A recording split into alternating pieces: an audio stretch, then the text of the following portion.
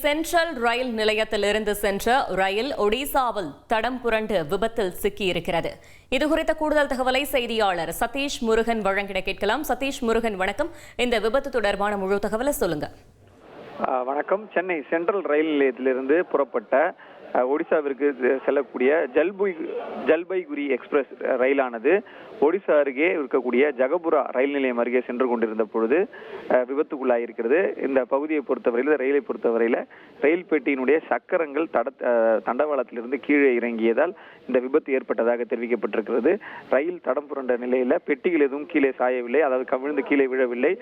லேசான வேகத்தில், அதாவது ரயில் நிலையம் அருகே சென்று கொண்டிருந்த ரயில் எக்ஸ்பிரஸ் ரயில் என்பதால் வேகம் குறைக்கப்பட்டதால் அந்த விபத்து தவிர்க்கப்பட்டதாக முதற்கட்ட தகவல் வெளியாகிருக்கின்றன.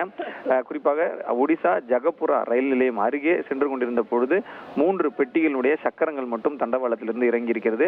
எக்ஸ்பிரஸ் ரயில் தடம் புரண்டதில் பயணிகள் யாருக்கும் பாதிப்பு ஏற்படவில்லை என்கிற முதற்கட்ட தகவல் வெளியான நிலையில ஈஸ்ட் கோஸ்ட் ரயில்வே என்று சொல்லக்கூடிய அந்த அதிகாரிகள், இந்த ஒடிசா மாநிலம் உள்ளிட்ட பல்வேறு அந்த ஒட்டியிருக்கக்கூடிய பகுதியில் வரக்கூடிய அந்த மண்டல அதிகாரிகள் தற்போது விபத்துக்கான காரணம் குறித்து முதற்கட்ட ஆய்வில் இறங்கியிருக்கிறார்கள்.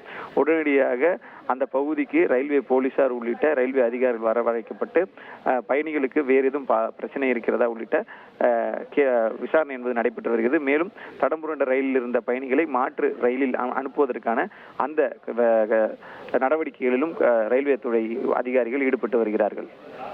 தகவல்களுக்கு நன்றி சதீஷ் முருகன். இனி செல்லும் இடமெல்லாம் செய்தி. தந்தி டிவியின் வாட்ஸ்அப் சேனலை ஃபாலோ பண்ணினா செல்லருக்கும் இடமெல்லாம் செய்தி. இதோ QR கோட் இப்பவே ஸ்கேன் பண்ணுங்க, ஃபாலோ பண்ணுங்க.